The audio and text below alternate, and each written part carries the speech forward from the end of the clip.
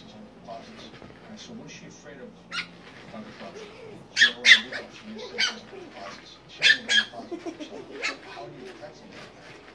I'm supposed to be protect the state. That's my role as father. I don't even know what's going on. My heart's breaking for her. But I get emotional, so I don't really.